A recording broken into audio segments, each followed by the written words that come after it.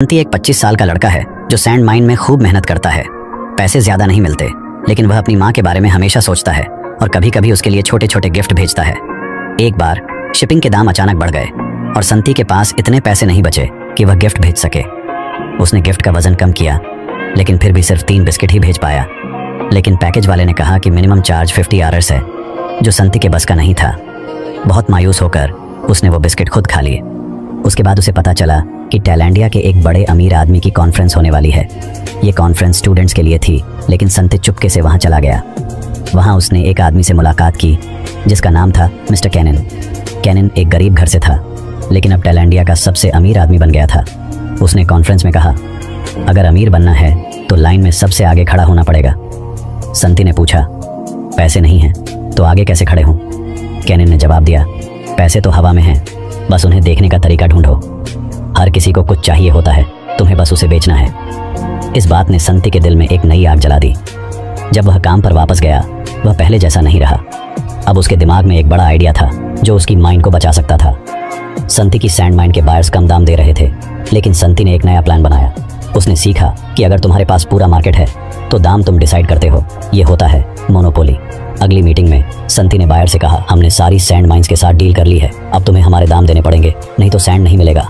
Buyer ने धमकी दी कि वह दूसरे स्टेट से सैंड खरीद लेगा, लेकिन संती ने कहा, वहां से लाओगे तो भी ज्यादा खर्चा होगा। आखिर में बायर मान गया और डील हो गई।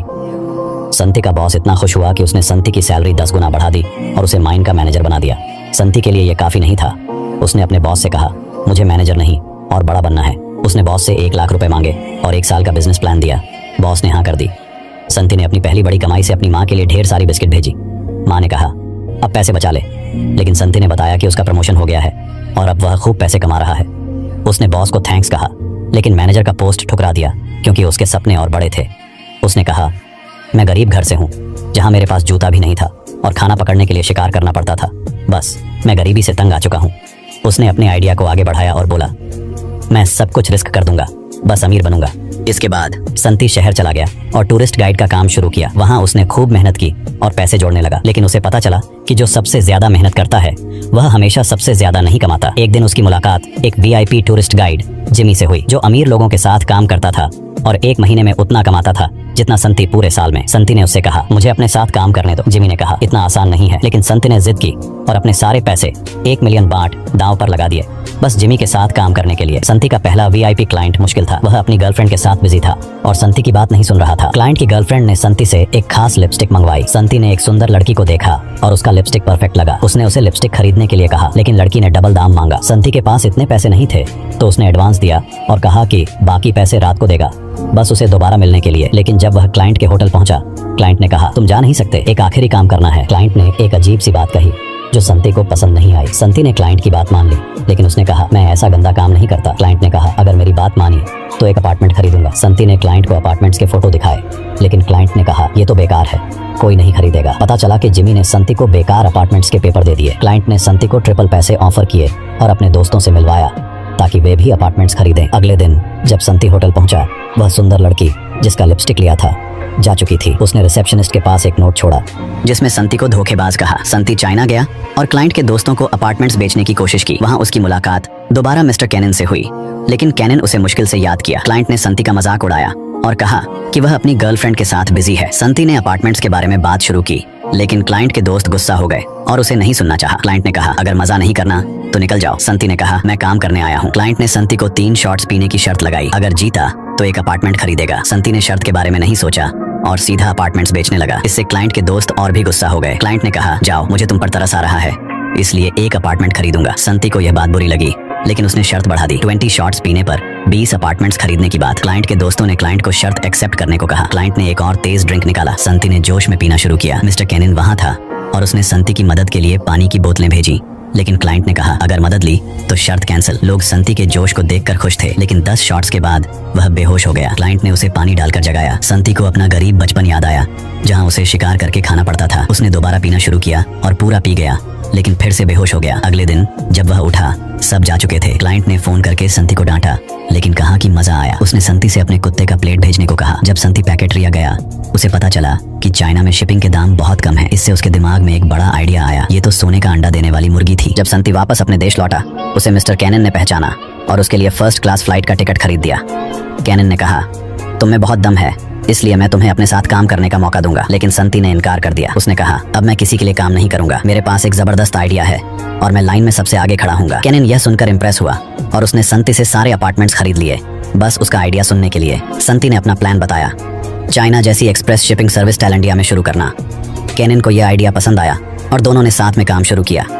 दोस्ती के तोहफे के रूप में कैनन ने संती को एक महंगी घड़ी दी। संती ने घड़ी एक्सेप्ट की और वादा किया कि वह इसके लायक बनेगा। जब चाइनीज टीम से मीटिंग हुई तो वहाँ वह लड़की थी जिसका लिपस्टिक संती ने खरीदा था। उसका नाम था जियो। जियो संती से अब भी नाराज थी क्योंकि उसे लगा कि संती ने उसे धोखा दिया। वह उसकी हर बात में नुक्स निकालती थी और ठंडे ठंडे जवाब देती थी। लेकिन बाकी टीम मेंबर्स संती के आइडिया में इन्वेस्ट करने के लिए तैयार थे, पर चाइनीज बॉस को यकीन नहीं था कि संती इतना बड़ा प्रोजेक्ट चला पाएगा। संती ने अपनी कहानी सुनाई।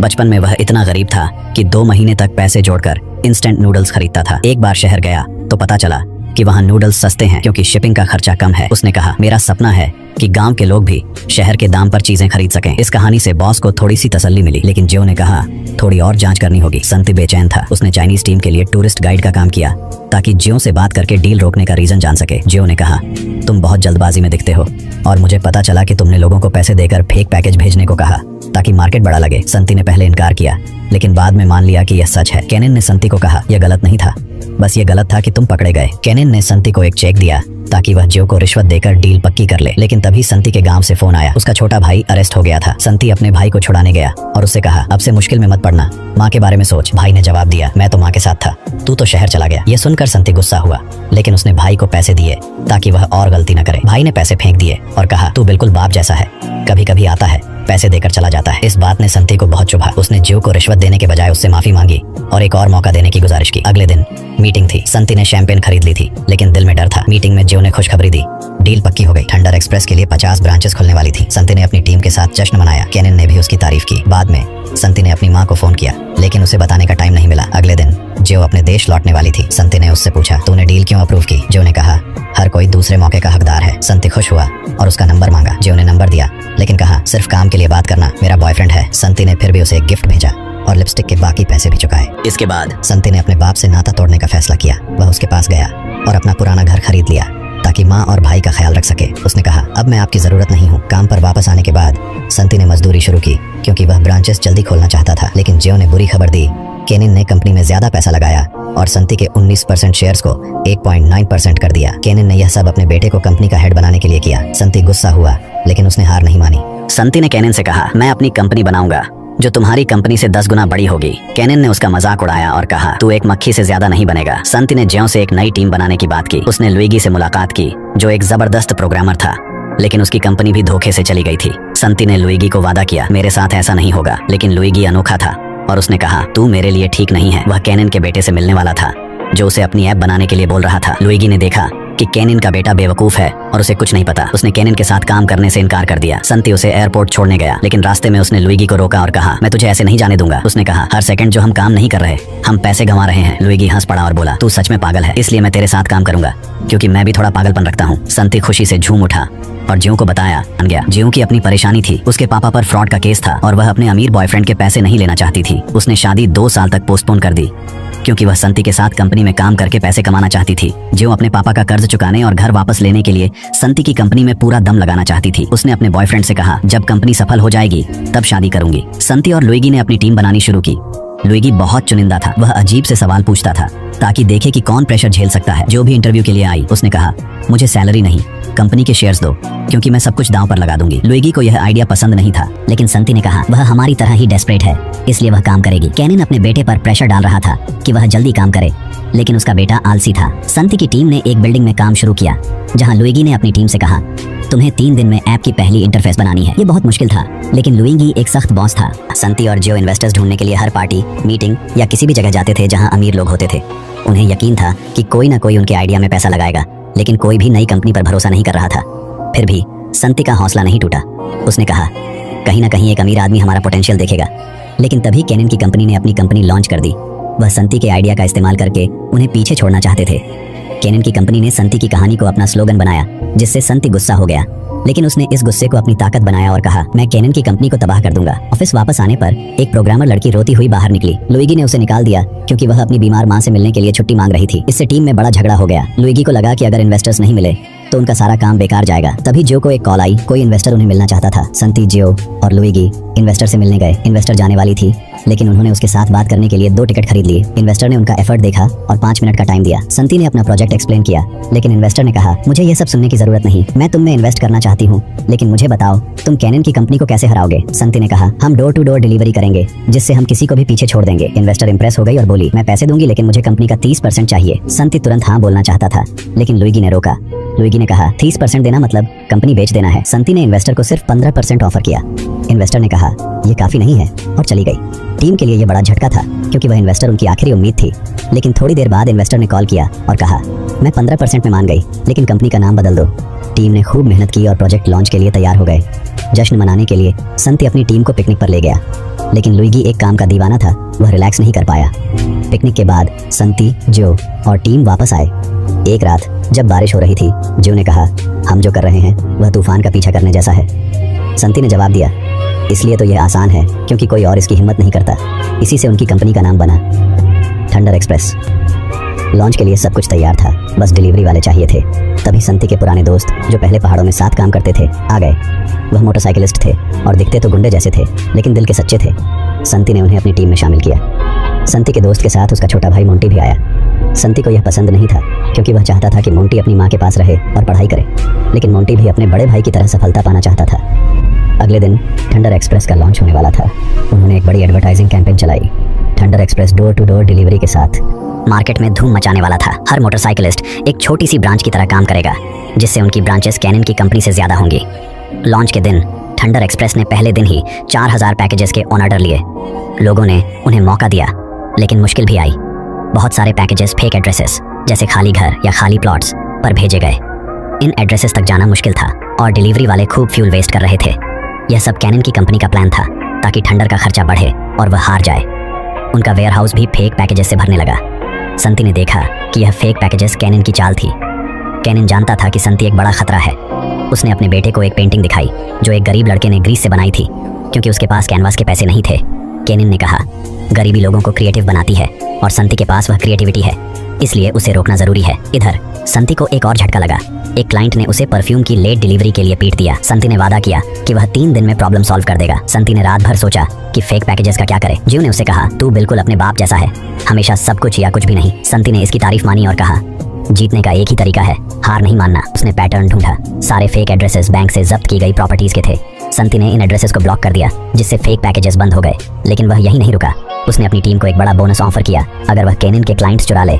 इस तरह संती ने अपनी टीम के साथ मिलकर एक जबरदस्त जंग शुरू की। वह बड़े बड़े क्लाइंट्स के पीछे गया। एक औरत जो हर हफ्ते ढेर सारे सोफे बेचती थी उससे मिली। संती ने उससे कहा, मुझ पर भरोसा करो, जब हम देश की सबसे बड़ी शिपिंग कंपनी बन जाएंगे तब मैं तुम्हें पूरे साल फ्री डिलीवरी दूंगा। औरत मान गई और बोली, मैं देखूंगी कि तू अपना वादा पूरा करता है या नहीं। संती की टीम ने हर तरह के ट्रिक्स लगाए और नए क्लाइंट्स जोड़े जिससे उन्होंने बोनस जीत लिया। सब कुछ ठीक चलता दिख रहा था लेकिन कैनन खुश नहीं था और इसलिए उसका बेटा भी नहीं। कैनन ने संती को एक पैकेज भेजा जिसमें लिखा था, तू सिर्फ एक मक्खी है। इससे संती और गुस्सा हो गया। उसने सारे फेक पैकेजेस जला दिए जिससे उसकी जीत का एक निशान बना। टाइम के साथ थंडर एक्सप्रेस ने खूब तरक्की की। उन्होंने अपनी कमाई से नए इक्विपमेंट खरीदे और कंपनी को और बड़ा करने का प्लान बनाया। एक कंपनी जो देश के नॉर्थ ईस्ट में काम करती थी उनके साथ डील करने को तैयार नहीं थी। उसका ओनर बहुत शक्की था और संती पर भरोसा नहीं करता था। लेकिन संती ने उसे एक पार्टी में बुलाया जहां उसने देखा कि संती अपने वर्कर्स के साथ दोस्त जैसा बिहेव करता है। यह देखकर ओनर इंप्रेस हुआ और थंडर एक्सप्रेस के साथ डील कर ली। इस डील के बाद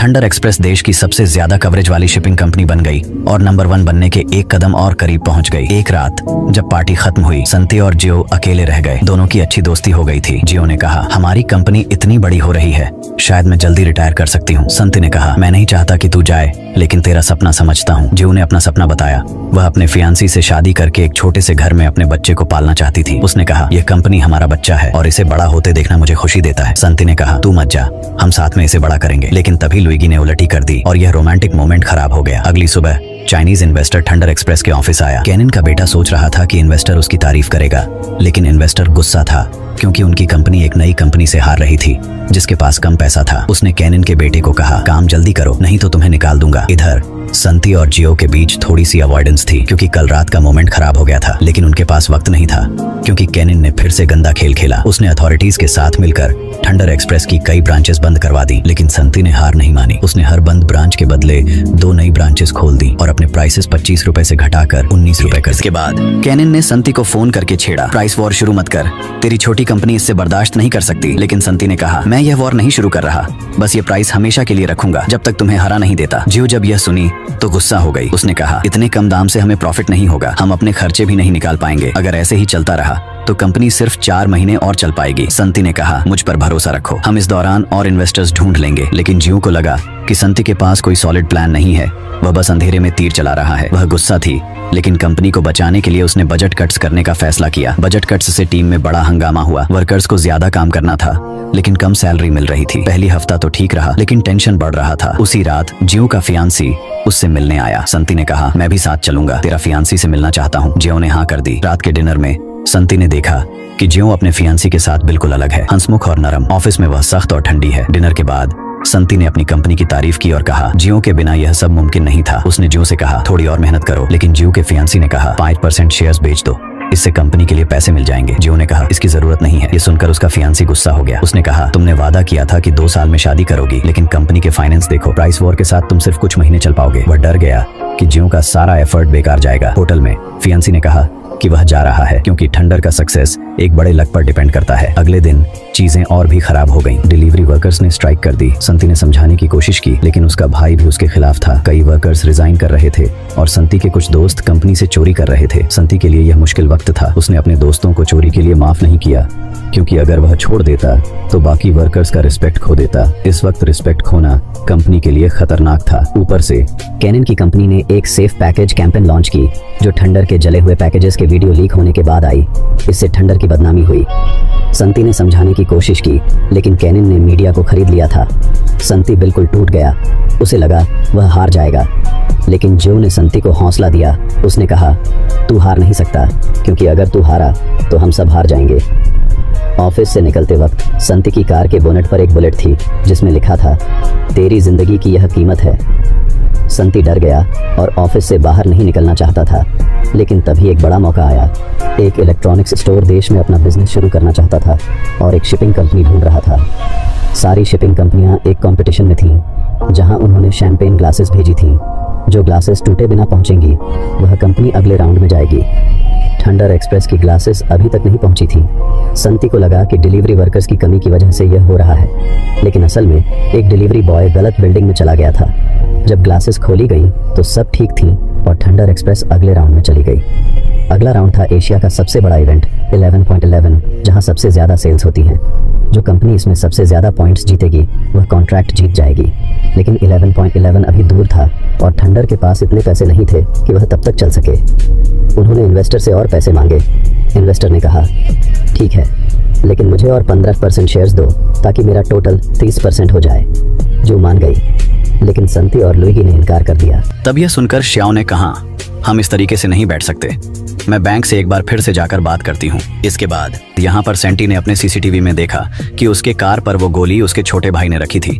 तो फिर यहाँ पर सेंटी अपने घर गया और उसने अपने भाई से पूछा कि आखिर तुम चाहते क्या हो, और उसने वह गोली उसके सामने रख दी।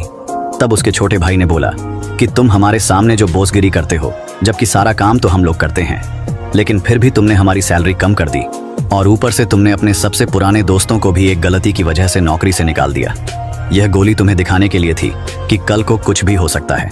संती ने अपने भाई को एक मौका दिया। उसने बुलेट उसके सामने रखी और कहा, अगर धमकी देनी थी तो अब पूरी कर, गोली चला दे। उसका भाई डर गया और बोला, ऐसे मजाक मत कर। संती ने कहा, मरना आसान है लेकिन लड़ते रहना असली हिम्मत है। उसने अपने भाई को डिलीवरी टीम का लीडर बना दिया, लेकिन यह कोई इनाम नहीं था। वर्कर्स को लगा कि भाई ने उन्हें धोखा दिया और वह उसे अपना नहीं मानते थे। इधर कैनिन ने संती के साथ एक और गंदा खेल खेला। उसने थंडर एक्सप्रेस को खरीदने की ऑफर दी और कहा, मैं तुम्हें कंपनी की कीमत से 20% ज्यादा दूंगा। तुम्हारी फाइनेंशियल हालत मुझे पता है, तुम सिर्फ कुछ महीने चल पाओगे। संती गुस्सा हो गया उसे लगा जियो ने कंपनी के सीक्रेट्स लीक किए। जियो ने कहा मैं ऐसा कभी नहीं करूंगी। संती ने मान लिया, लेकिन उसने केनिन से कहा अगर कंपनी बेचनी है तो मुझे 10 गुना ज्यादा दो। केनिन ने उसे बेवकूफ कहा। जियो ने बताया कि कोई बैंक उन्हें लोन नहीं दे रहा और केनिन की ऑफर शायद उनकी बेस्ट ऑप्शन है क्योंकि 11.11 तक वह नहीं टिक पाएंगे। संती गुस्सा हो गया और जियो से कहा तुम चाहो तो अभी शादी करके कंपनी छोड़ दो। जियो भी नाराज हो गई। उसने अपना सामान बांधा और इन्वेस्टर के पास चली गई। संती को लगा जियो ने कंपनी का 30% इन्वेस्टर को बेच दिया, लेकिन असल में उसने अपने 5% शेयर्स बेचे और कंपनी के लिए लोन लिया ताकि वह 11 तक लड़ सके। संती जियो पर चिल्लाया, उसे धोखेबाज कहा, लेकिन जब उसे सच पता चला तो वह शर्मिंदा हुआ। जियो ने कहा मैंने अपने शेयर्स बेचे और लोन लिया ताकि कंपनी बचे। संती यह लोन नहीं लेना चाहता था, लेकिन जियो ने कहा अब और कोई रास्ता नहीं है। उस रात जियो ने अपने फियांसी को फोन किया। उसने बताया कि वह चाइना नहीं गया बल्कि होटल में ही रुका था, जियो का इंतजार कर रहा था। जियो रो पड़ी और कहा बस थोड़ी सी देर और 11 के बाद मैं तुझसे शादी, चाहे जीत हो या हार। उसका फियांसी मान गया। संती सोच रहा था कि 11 के लिए क्या कैंपेन करे। केनिन की घड़ी देखकर उसे एक आइडिया आया। उसने अपनी ट्रस्टेड टीम को बुलाया और एक सीक्रेट प्लान बताया। उसे शक था कि कंपनी में कोई धोखेबाज है, लेकिन उसने अपने प्लान को छुपा कर रखा। उसका प्लान था थंडर एक्सप्रेस 24 घंटे में डिलीवरी करेगी, जो कोई और कंपनी नहीं कर सकती। लेकिन एक बड़ी प्रॉब्लम थी। लुइगी की टीम में एक लड़की लिनक्स धोखेबाज थी। केनिन का बेटा उसे उसकी माँ के ट्रीटमेंट के पैसे दे रहा था और उसने थंडर के सिस्टम को सैबोटेज करने को कहा। 11.11 के एक दिन पहले संती ने अपनी टीम को मोटिवेट किया। उसने कहा यह हमारी आखिरी लड़ाई है, आप सबने मेरे साथ इतना साथ दिया, मैं आपका शुक्रगुजार हूँ। लुइगी ने भी अपनी टीम से बात की, खासकर लिनक्स से। उसने उससे माफी मांगी कि वह उस पर सख्त था और कहा जब हम जीत जाएंगे तब तेरी माँ के हॉस्पिटल जाएंगे। लिनक्स को बुरा लगा क्योंकि उसने टीम को धोखा दिया था। अगले दिन 11 लॉन्च हुआ और थंडर एक्सप्रेस की कैंपेन हिट हो गई। लोग उन्हें पसंद कर रहे थे, लेकिन केनिन की कंपनी ने भी सेम 24 आवर डिलीवरी वाली कैंपेन लॉन्च कर दी। संती ने कहा हम पहले आए इसलिए हम जीतेंगे। दोनों कंपनियों के बीच खींचतान थी। थंडर के वर्कर्स अपनी जॉब्स के लिए लड़ रहे थे क्योंकि अगर कंपनी हारी तो सबकी नौकरी जाएगी। केनिन की कंपनी के पास बेटर इक्विपमेंट था, लेकिन वह फिर भी पीछे रह रहे थे। केनिन के बेटे ने अपना आखिरी कार्ड खेला। उसने लिनक्स से कहा कि थंडर का सिस्टम क्रैश कर दो और उसकी माँ को फॉरेन ट्रीटमेंट के लिए भेज देंगे। लिनक्स ने यह कर दिया क्योंकि उसकी माँ की जिंदगी उसके लिए सबसे इंपॉर्टेंट थी। थंडर के सारे ऑर्डर्स उलट पुलट हो गए और सिस्टम बंद हो गया। संती ने लुइगी से कहा सिस्टम ठीक करो, लेकिन लुइगी ने कहा इसे ठीक करने में 20 घंटे लगेंगे। ऑर्डर्स का ढेर लग रहा था और ट्रक्स रुक नहीं रहे थे। अगर यह प्रॉब्लम सॉल्व नहीं हुई तो थंडर हार जाएगी। संती ने लिनक्स को कहा तू चली जा, मैं तुझे पुलिस के हवाले नहीं करूंगा। लिनक्स को और भी बुरा लगा क्योंकि उसने दिल से यह नहीं करना चाहा था। तब संती को एक आइडिया आया। उन्होंने मैन्युअली ऑर्डर्स सॉर्ट करने का फैसला किया। उसने अपने वर्कर्स से कहा अपने सारे दोस्त और फैमिली को बुलाओ, मैं हर एक को एक दिन के 1000 वॉट्स दूंगा। पैसे के लिए संती ने अपनी कार बेचने का फैसला किया। वह लिटरली सब कुछ दांव पर लगा रहा था। टीम ने रिकॉर्ड टाइम में ऑर्डर्स सॉर्ट किए, लेकिन अब उनके पास ट्रक्स नहीं बचे थे। केनिन ने यह जानकर सारे लोकल ट्रक्स हायर कर लिए ताकि थंडर के पास कोई ऑप्शन न बचे। लेकिन संती ने आखिरी ऑर्डर्स प्लेन से भेजने का फैसला किया। वह सब कुछ टाइम पर डिलीवर करना चाहता था, लेकिन केनिन ने फिर से खेल खेला। उसने पुलिस के साथ मिलकर एयरपोर्ट के रास्ते में चेक करवाया। एक ड्राइवर डर गया। उसने कहा कि उसने ड्रग्स लिए हैं। टेस्ट में वह क्लीन निकला, लेकिन एक ट्रस्टेड वर्कर ड्रग टेस्ट में फेल हो गया। उसने कहा कि वह नींद के लिए मेडिसिन ले रहा था। और भी बड़ी प्रॉब्लम थी, ट्रक का रजिस्ट्रेशन नहीं मिल रहा था। पता चला कि एक और वर्कर केनिन के लिए काम कर रहा था और उसने टेस्ट को सैबोटेज किया। संती ने रजिस्ट्रेशन ढूंढ निकाला और ट्रक चला दिया, लेकिन रास्ते में एक वैन उसके सामने आ गई और संती का बुरा एक्सीडेंट हो गया। बारिश शुरू हो गई और पैकेजेस भीगने लगे। तब उसके पुराने दोस्त जो पहाड़ों में साथ काम करते थे आ गए। उन्होंने सारे पैकेजेस एयरपोर्ट तक पहुंचा दिए। केनिन ने आखिरी चाल चली। उसने एयरलाइन के ओनर से कहा कि थंडर के पैकेजेस प्लेन से उतार दो, लेकिन संती ने जियो को सिर्फ अपने आप फ्लाइट नंबर बताया था, इसलिए केनिन के पास गलत नंबर था। इस तरह थंडर के सारे पैकेजेस टाइम पर डिलीवर हो गए। इतनी लड़ाई के बाद संती ने यह कर दिखाया। केनिन को पता चल गया कि वह हार गया। अगले दिन संती खुद डिलीवरीज कर रहा था, लेकिन थक कर बेहोश हो गया। जब संती उठा तो उसे कॉल आया कि 11 कंपटीशन का रिजल्ट आने वाला है। जैसे उसने कहा था, सिर्फ वही हार सकता है जो लड़ना छोड़ दे। उसकी सारी मेहनत और कुर्बानी रंग लाई। थंडर एक्सप्रेस ने कंपटीशन जीत लिया और साल भर के लिए 70,000 से ज्यादा डिलीवरीज का कॉन्ट्रैक्ट हासिल किया। इससे वह देश की नंबर 1 शिपिंग कंपनी बन गई। सारे वर्कर्स खुशी से झूम उठे और रो पड़े क्योंकि उन्होंने भी अपना सब कुछ दांव पर लगाया था। थंडर एक्सप्रेस की जीत के बाद केनिन की कंपनी टूट गई। वह अब कॉम्पीट नहीं कर सकती थी। इसलिए केनिन को अपनी कंपनी बेचनी पड़ी। उसका बेटा मायूस था, उसने गंदा खेल खेला, फिर भी हार गया। उसने कहा, मैं इस दुनिया के लिए नहीं बना, और अपने बाप की सारी कंपनियां छोड़ दी। जब संती ऑफिस वापस आया, जियो जा चुकी थी। टीम ने उसके लिए फेयरवेल पार्टी रखी थी, लेकिन संती जानबूझकर लेट आया क्योंकि उसे डर था कि जियो रुकने का फैसला कर लेगी। लुइगी ने संती को थैंक्स कहा और बोला, तेरे बिना मेरा टैलेंट बेकार चला जाता, तुझे इतना फोर्स करने के लिए शुक्रिया। वक्त के साथ थंडर एक्सप्रेस देश की सबसे बड़ी कंपनी बन गई और संती देश का एक अमीर आदमी। उसका पुराना बॉस न्यूज़पेपर में संती की फोटो देखा और खुश हुआ क्योंकि संती अब भी वह ब्रेसलेट पहनता था जो उसने उसे दिया था। एक दिन संती अपनी माँ को बताना चाहता था कि वह अपनी कंपनी का मालिक है। उसने कभी माँ को नहीं बताया था ताकि वह चिंता न करे, लेकिन जब वह सरप्राइज देने गया तो पता चला कि उसका छोटा भाई मोंटी ने माँ को सब कुछ पहले ही बता दिया था। माँ ने कहा, मुझे तुझ पर बहुत गर्व है। संती जियो के पास गया और उसके कंपनी के लिए हुए पैसे वापस किए। उसने जियो को थैंक्स कहा, तूने मुझे हार मानने से रोका और मेरा साथ दिया। फिर वह उसे अलविदा कहकर चला गया। जियो अपना सपना पूरा कर चुकी थी। उसने शादी कर ली, एक बच्चा हुआ और अपने पति के साथ एक बड़े से घर में रहती थी। फिर वो केनिन से मिलने गया। केनिन रिटायर होने वाला था, लेकिन एक दूसरे की इज्जत करते थे क्योंकि दोनों ने अपना एम्पायर खुद बनाया था। दोनों ने एक दूसरे को रिस्पेक्ट के साथ अलविदा कहा। ये कहानी यहीं खत्म होती है। उम्मीद है आपको ये कहानी उतनी ही पसंद आई जितनी मुझे। अगर पसंद आई तो एक लाइक दे देना और चैनल को सब्सक्राइब कर लेना ताकि अगली कहानी मिस ना हो। नमस्ते दोस्तों, welcome back to our channel. आज हम 2019 की मनी नाम की एक ड्रामा और थ्रिलर से भरपूर मूवी को एक्सप्लेन करेंगे जो शेयर मार्केट के फ्रॉड और स्कैम पे बनी है। यदि आप लोग शेयर मार्केट से जुड़े हुए हैं या फ्यूचर में जुड़ना चाहते हैं तो ये मूवी आप लोगों को जरूर देखना चाहिए। और दोस्तों, शुरू करने से पहले आपसे एक रिक्वेस्ट है कि आपको वीडियो कैसा लगा कमेंट करना और वीडियो को शेयर करना मत भूलिएगा। कहानी की शुरुआत साउथ कोरिया की येओइडो नाम की एक शहर से होती है जिसको साउथ कोरिया की फाइनेंशियल हब भी कहा जाता है। वहीं पर डीएम सिक्योरिटी नाम की एक ब्रोकरेज फर्म में माइक नाम का एक लड़का एज अ ब्रोकर काम करता है। माइक बहुत मेहनत और लगन से काम करता है, लेकिन इसके बावजूद वह एक कामयाब ब्रोकर नहीं बन पाया और उसका कमीशन हमेशा 0 ही होता है, जो उसके लिए एक शर्मनाक बात थी। वह अपने आसपास सक्सेसफुल ब्रोकर्स को देख के वो भी उनके जैसा बनना चाहता था और किसी भी हालत में सक्सेस और पैसा कमाना चाहता था। माइक एक बहुत ही गरीब परिवार से है। उसके माता पिता रास्पबेरी फार्मर हैं और जब भी उसे टाइम मिलता है वह फार्मिंग में उनका हेल्प करता है। ऑफिस में उसका खास दोस्त होता है केविन। दोनों एक साथ कॉलेज में पढ़ते थे और एक साथ अब एक ही ऑफिस में काम भी करते हैं। केविन एक रिच फैमिली से बिलोंग करता है। वह अपना खुद का इन्वेस्टमेंट फर्म खोलना चाहता है और एक्सपीरियंस के लिए वहां पर काम कर रहा है। माइक गरीब था, मगर इसके बावजूद केविन उसे अपना अच्छा दोस्त मानता है। खैर, डीएम सिक्योरिटीज में ब्रोकर्स जो अपने क्लाइंट के ऑर्डर्स के हिसाब से शेयर्स और सिक्योरिटी को उनके अकाउंट से बाय या सेल करते हैं और अपना कमीशन लेते हैं। मतलब जितना बड़ा ऑर्डर उतना बड़ा कमीशन। मार्केट 9 बजे स्टार्ट होता है और 3 बजे बंद होता है। मतलब 6 घंटे का टेंशन, और इसी बीच कोई खूब पैसा कमाता है और कोई गवाता है। अब बड़े बड़े इंस्टीट्यूशंस या फिर कहें तो बिग मनी के द्वारा स्टॉक मार्केट में स्पेकुलेशन तो चलता ही रहता है। स्पेकुलेशन यानी शेयर्स के प्राइस को गिराकर उनको सस्ते भाव पे खरीदो और जब मार्केट में उनकी डिमांड बढ़े तो फिर उन्हें महंगे भाव में बेच दो, जो कि इलीगल है क्योंकि ऐसे स्पेकुलेशन से छोटे मोटे रिटेल इन्वेस्टर्स बर्बाद हो जाते हैं। लेकिन इस तरह की स्पेकुलेशन को रोकने के लिए जिस तरह हमारे यहाँ सेबी है, ठीक उसी तरह वहां पर financial supervisory service, in short FSS है। खैर, फिर एक दिन माइक को एक क्लाइंट का कॉल आता है। कॉल पर उसे क्लाइंट एक इलेक्ट्रॉनिक कंपनी के 20,000 शेयर इतना कह के कॉल कट कर देता है। अब माइक समझ नहीं पाता कि स्टॉक को खरीदे या बेचे।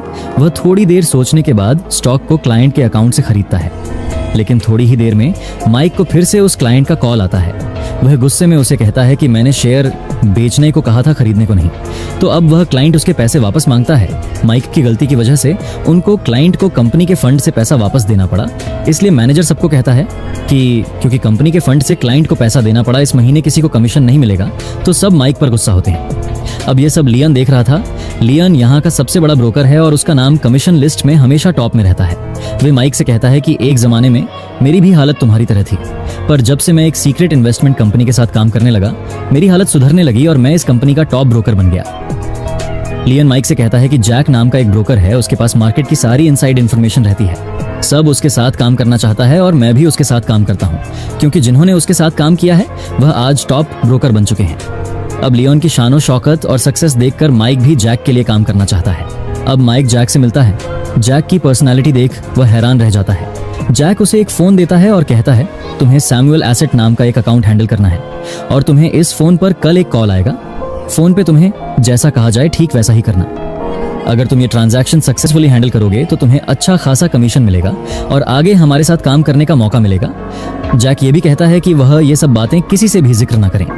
अगले दिन माइक उस सैमुअल एसेट का डीमेट अकाउंट खोलता है जिसमें $50 मिलियन डिपॉजिट था। वह अकाउंट को डीलिंग के लिए रेडी रखता है। तभी उस फोन पर उसे एक कॉल आता है और उसे कहता है कि मार्केट शुरू होते ही स्प्रेड कंपनी के 15 लाख शेयर्स मार्केट में अवेलेबल होंगे। उसमें से तुम्हें 9 लाख शेयर्स खरीदने हैं। स्प्रेड एक लार्ज कैप कंपनी है, उसके मार्केट में कभी 50,000 से ऊपर शेयर बेचने नहीं आते, तो कोई इतनी क्वांटिटी में शेयर क्यों बेचेगा। तभी हमें पता चलता है कि एक ब्रोकरेज कंपनी में एक ब्रोकर जो जैक के लिए काम करता है, उसी ने स्प्रेड कंपनी के 15 लाख शेयर्स जैक के कहने पर बेचने के लिए रखा था। अब जैसे ही 9 बजे मार्केट शुरू होता है, माइक 9 लाख शेयर्स खरीदने में लग जाता है। यहाँ मार्केट में इतनी बड़ी कंपनी का शेयर इतनी क्वांटिटी में अवेलेबल है, देखकर हंगामा मच जाता है। माइक जैक के इंस्ट्रक्शंस के हिसाब से उसमें से सिर्फ 9 लाख शेयर्स खरीदता है। खैर, अब इस ट्रांजैक्शन की खबर DM सिक्योरिटीज के वाइस प्रेसिडेंट को लगती है, तो उसे विश्वास नहीं होता कि माइक ने इतनी बड़ी डील की है। तो वो उस क्लाइंट को कॉल बैक करके कंफर्म करता है। तब वह क्लाइंट के इन्फॉर्मेशन देता है कि उसी ने शेयर खरीदने को कहा था, मगर वो क्लाइंट फेक होता है। अब इस बड़े ट्रांजैक्शन के बाद शेयर मार्केट में उथल पुथल होती है। दरअसल हांगकांग के एक बैंक ने कुछ सिक्योरिटी को मार्केट प्राइस से काफी कम में बेचा होता है और अचानक मार्केट में इतने शेयर्स अवेलेबल होने की वजह से उनकी मार्केट वैल्यू गिरती है। तो इस वजह से पूरा मार्केट भी नीचे गिर जाता है। गिरती हुई मार्केट का फायदा उठा के जैक कई कंपनी के शेयर्स सस्ते दाम पर खरीदता है। 15 लाख में से 9 लाख शेयर्स खरीदना ये तो एक दिखावा था, मगर असली मकसद तो पूरे बिलियन के मार्केट को गिराना था। अब इस डीलिंग की खबर financial supervisory service, in short FSS को लगती है, जो कोरिया के शेयर मार्केट फ्रॉड को कंट्रोल करती है। इन्वेस्टिगेशन के लिए केस रॉय नाम के एक इन्वेस्टिगेटर को दिया जाता है और रॉय स्प्रेड के स्कैम को लेके इन्वेस्टिगेशन शुरू करता है। मगर स्प्रेड के शेयर बेचने वाला वो ब्रोकर देश छोड़ के भाग गया है। तो अब वह शेयर्स खरीदने वाले सैमुअल एसेट के ऑफिस में पहुंचता है, मगर वो ऑफिस खाली होता है। वहां तो बस एक आदमी होता है जो जैक के इंस्ट्रक्शन को फॉलो कर रहा था और अपना कमीशन लेके कब का गायब हो चुका था। तो अब रह जाता है माइक, जो इस ट्रांजैक्शन में ब्रोकर था। तो रॉय उसके पीछे लग जाता है। दूसरी तरफ रॉय माइक को कहता है कि उसने उसका कमीशन $6 लाख के ऊपर का अमाउंट बहामास में एक ओवरसीज अकाउंट खोलकर वहां डिपॉजिट कर दिया है और किसी को शक ना हो इसलिए अकाउंट मार्क चो यानी फेक नेम से खोला गया था। माइक अब उन पैसों से एक आलीशान फ्लैट खरीदता है और उन पैसों से अपने माता पिता को एक बेहतरीन जिंदगी देने की कोशिश करता है और ये देख दोनों बहुत खुश होते हैं। वह डिनर के लिए अपनी गर्लफ्रेंड को एक महंगे रेस्टोरेंट लेकर जाता है। फिर उसी रेस्टोरेंट के वॉशरूम में पहली बार माइक की मुलाकात रॉय से होती है। रॉय अपना विजिटिंग कार्ड माइक को देता है और कार्ड को देख माइक को शक होता है कि कहीं FSS की नजर उस पर तो नहीं है। खैर, अब जैक अगले डील के लिए माइक को मिलने बुलाता है। वह माइक से कहता है कि अगली बार उसे प्रोग्राम ट्रेडिंग करनी होगी। प्रोग्राम ट्रेडिंग मतलब बहुत सारे अलग अलग शेयर्स के ऑर्डर को एक साथ एक बार में एग्जीक्यूट करना। तो अलग अलग शेयर्स का मिलकर एक बास्केट बनाया जाता है और उन्हें एक साथ एक बार में बेचने के लिए रखते हैं, जो एक प्रोग्राम के जरिए किया जाता है। अब मार्केट गिरना शुरू होता है तो माइक को बल्क में शेयर्स की ऑर्डर मिलती है। माइक को करीब 139 मिलियन के शेयर्स बाई करने की ऑर्डर्स मिलती है, जो वो प्रोग्राम ट्रेडिंग के जरिए कुछ ही मिनटों में पूरी करता है। टोटल मिला के 700 मिलियन के ट्रांजैक्शन होते हैं, जिसमें माइक को 1,75,00,000 का कट मिलता है। ये देख ऑफिस के सभी लोग उसकी तारीफ करने लगता है। अब रात को रॉय माइक को उसके अपार्टमेंट के नीचे मिलता है और उसे कहता है कि अब उसकी नजर उस पर है। यह सुनकर वह टेंशन में आ जाता है। अगले दिन माइक जैक को मिलने बुलाता है और ये सब बात जैक को बताता है। तब जैक उसे दिलासा देता है कि रॉय के पास कोई प्रूफ नहीं है, लेकिन तुम डर गए तो बात बिगड़ सकती है, और उसे कुछ दिन के लिए वेकेशन पर बहामास जाने के लिए सलाह देता है।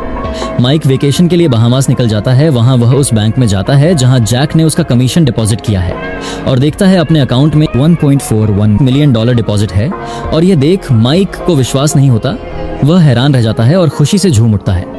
वहां से कुछ पैसे लेकर अब वह एंजॉय करने निकल जाता है, जहां उसकी मुलाकात डेविड से होती है, जिसकी न्यूयॉर्क में एक इन्वेस्टमेंट फर्म है। दोनों एक दूसरे का विजिटिंग कार्ड एक्सचेंज करते हैं। जब माइक वापस आया तो उसने देखा कि FSS के लोगों ने उसके ऑफिस पर रेड डाली है और उसकी वजह है खुद माइक, जिसने पिछले कुछ दिनों में की हुई डीलिंग्स FSS की नजर में आई है, जिसे लेकर DM की इंक्वायरी कमेटी उसकी पूछताछ करती है। इस वजह से प्रेसिडेंट लियन को जॉब से निकाल देते हैं और उसका सारा काम माइक को सौंपते हैं, जिससे लियन माइक पर खासा नाराज होता है और उसे भला बुरा कहकर वहां से चला जाता है। को अब इन सब बातों की परवाह नहीं, वह अपने पैसों की मस्ती में चूर है और बड़ी बड़ी ऑर्डर की वजह से माइक का ऑफिस में रोब भी बढ़ जाता है और कमीशन में उसका नाम हमेशा टॉप में रहता है। दरअसल वो अनजाने में शेयर्स में स्पेकुलेशन कर रहा था, जिसका उसे खुद पता नहीं होता। फिर एक रात माइक को एक अननोन नंबर से फोन आता है। फिर अगले दिन उसे न्यूज़ से पता चलता है कि बेक नाम का एक ब्रोकर ने सुसाइड की है। और तब माइक को पता चलता है कि वह ब्रोकर भी जैक के साथ काम करता था, क्योंकि माइक उसे एक बार देखा था जब वह जैक से मिलने गया था। अब पुलिस माइक से पूछताछ करती है, क्योंकि सुसाइड करने के पहले बेक ने लास्ट कॉल माइक को किया था। अब ऑफिस में माइक पिछले कुछ ट्रांजैक्शन हिस्ट्री देखता है तो उसे पता चलता है कि जिन 2 ब्रोकर ने माइक के साथ प्रोग्राम ट्रेडिंग की थी उसमें बेक का भी नाम था। खैर, रॉय माइक की कलीग किम के पास जाता है, क्योंकि किम भी मार्केट में थोड़ा बहुत स्पेकुलेशन करती है, इसलिए रॉय उसकी भी इंक्वायरी करता है। रॉय उससे कहता है, अगर तुम्हें जेल जाने से बचना है तो मेरा एक काम करना होगा। वह किम को माइक की कंप्यूटर से उसका ट्रांजैक्शन डेटा चोरी करके लाने को कहता है। फिर रॉय हैंग नाम का एक ब्रोकर के पास जाता है जो जैक के लिए काम करता है। रॉय उसका भी इन्वेस्टिगेशन शुरू कर देता है, क्योंकि उनके शक के दायरे में वह भी आ चुका था। अब हैंग लियन से मिलता है। दोनों पहले से एक दूसरे को जानते हैं, क्योंकि हैंग ने ही लियन को जैक के साथ काम करने के लिए कहा था। दोनों को आप पता चल चुका था कि जैक उन्हें मोहरा बनाकर असली गेम खेल रहा था, और अगर इन्वेस्टिगेशन हुआ तो वह दोनों फंसेंगे। इसीलिए दोनों फैसला करते हैं कि वह दोनों रॉय का साथ देगा और जैक को पकड़ने के लिए उसकी मदद करेगा। दूसरी तरफ माइक हैंग के ऑफिस जाता है उससे मिलने के लिए। तभी वह वहां देखता है कि हैंग ने बिल्डिंग से कूद के सुसाइड कर लिया है, लेकिन वह सुसाइड नहीं बल्कि मर्डर है, क्योंकि जैक ने एक कॉन्ट्रैक्ट किलर के जरिए उसे मरवाया था। ये सब देख माइक अब टेंशन में आ जाता है। केविन माइक को समझाता है कि वो जो कुछ कर रहा है उससे वो बहुत बड़ी मुसीबत में फंस सकता है और उसे सिर्फ इस्तेमाल किया जा रहा है, और रॉय भी उसका इन्वेस्टिगेशन शुरू कर दिया है, लेकिन माइक उसकी बात को नजरअंदाज कर देता है। खैर, जैक माइक को मिलने बुलाता है। जब वह जैक से मिलता है तो जैक उससे कहता है कि उसे अब नेकेड शॉर्टिंग करनी होगी, जो शेयर मार्केट में इलीगल है। काम 35 मिलियन का है, जिसमें माइक का कट 5 मिलियन का होगा। नेकेड शॉर्ट सेलिंग, जिसमें बिना शेयर उधार लिए ही उन्हें बेच दिया जाता है, यह सामान्य शॉर्ट सेलिंग से अलग है, जहां पहले शेयर उधार लिए जाते हैं और फिर बेचे जाते हैं। लेकिन नेकेड शॉर्ट सेलिंग में यह भी नहीं देखा जाता कि वो शेयर असल में अवेलेबल हैं भी या नहीं, और फिर भी उन्हें बेच दिया जाता है।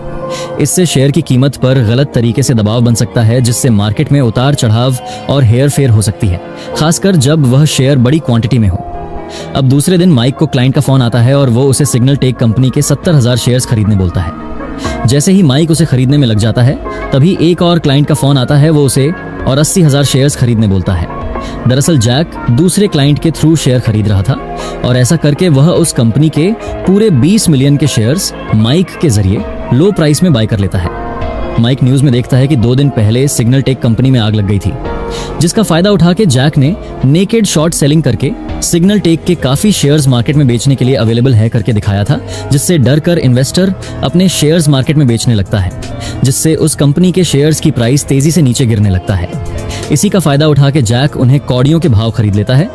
माइक अब पूरा खेल समझ जाता है और उसे यकीन था कि आग भी जैक ने ही लगाई है। दरअसल सिग्नल टेक जैसे जो कंपनी बैंकरप्ट होता है, उनके शेयर्स के प्राइस को पूरे बॉटम तक ले जाके जैक उन्हें पूरी तरह से कौड़ियों के भाव में खरीदता है और कंपनी पे कब्जा करके फिर उन कंपनी के एसेट्स को बेचता है और $1 मिलियन का प्रॉफिट कमाता है। दूसरी ओर किम मौका देखकर माइक के कंप्यूटर से पेन ड्राइव पे उसकी ट्रांजैक्शन की डेटा चोरी करती है। जैक लियन का एक्सीडेंट करवाता है, जिसकी वजह से वह कोमा में चला जाता है, और जैक माइक को हॉस्पिटल बुलाकर उसे लियन की हालत दिखाते हुए धमकाता है कि अगर उसने उसके साथ गद्दारी की तो उसकी भी हालत उनकी तरह होगी। अब माइक पूरी तरह से फंस चुका था। इधर रॉय सिक्योरिटी यूनिट के साथ डीएम सिक्योरिटी पे रेड डाल के उनके सारे अकाउंट्स की फाइलें जब्त करता है। रॉय माइक को अपने साथ ले जाता है। रॉय उसे दिखाता है कि कितने सारे ब्रोकर्स और कंपनियां जैक की वजह से बर्बाद हुई हैं। रॉय सबूत के रूप में उसे दिखाता है कि उसके पास माइक की सारी ट्रांजैक्शन हिस्ट्री भी है जो किम ने उन्हें दिया है।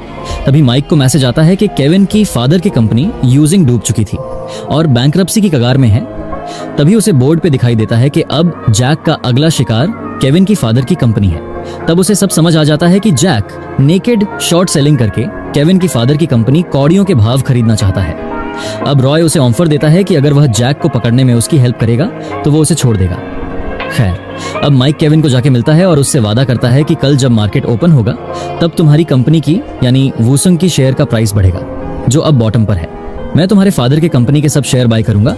तब केविन कहता है कि उसके अंकल कंपनी को सस्ते में किसी और कंपनी को बेचना चाहता है। तब माइक उनसे कहता है कि जल्दबाजी में कंपनी को सस्ते में मत बेचो, उसे मैं ऊपर उठाऊंगा, मुझ पर भरोसा रखो। अगले दिन सुबह मार्केट खुलते ही माइक अपने कलीग से कहता है कि वूसंग के सब शेयर ग्लोबल इन्वेस्टमेंट के अकाउंट से खरीदो, जिससे कंपनी की मार्केट वैल्यू बढ़ जाती है। दूसरी तरफ केविन अपने अंकल को उनके हिस्से के शेयर्स बेचने को रोकता है और उन्हें थोड़ा वेट करने बोलता है। इस दौरान जैक माइक को कॉल करता है, लेकिन माइक उसका कॉल रिसीव नहीं करता। इस डील का पता रॉय को चलता है और वह ग्लोबल इन्वेस्टमेंट की ऑफिस की ओर निकलता है। अब माइक मार्केट में वूसंग के 9 मिलियन के शेयर्स बेचने के लिए अवेलेबल कराता है, जो माइक ने ही ग्लोबल के अकाउंट से कुछ घंटे पहले खरीदा था। अब यहाँ हमें माइक का असली प्लान पता चलता है। आपको याद होगा माइक डेविड से बहामास में मिला था और उसकी न्यूयॉर्क में एक इन्वेस्टमेंट कंपनी है। तो माइक डेविड के जरिए वूसंग का शेयर खुद खरीदता है। अब सवाल आता है माइक के पास इतना पैसा आया कहां से? तो बहामा के बैंक में जहां माइक का आज तक की कमाई लगभग $7 मिलियन जमा था, वही उस पैसे से वूसंग के शेयर्स को डेविड के कंपनी के जरिए खरीदता है।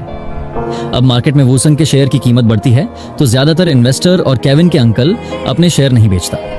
इससे जैक का वह कंपनी खरीदने का प्लान फेल हो जाता है, जिससे वह बहुत गुस्सा होता है। जैक अपने किलर को माइक को मारने भेजता है, लेकिन सिक्योरिटी के लोग माइक के साथ होने के कारण किलर कुछ कर नहीं पाता। अब रॉय जैक की ग्लोबल इन्वेस्टमेंट कंपनी पे रेड डालता है, मगर जैक निकल चुका था। जब रॉय जैक को किसी भी हाल में पकड़ना चाहता था तो माइक उससे कहता है ये जैक जरूर उसे मिलने बुलाएगा, जैसा कि माइक ने सोचा था। जैक उसे मिलने मेट्रो स्टेशन बुलाता है।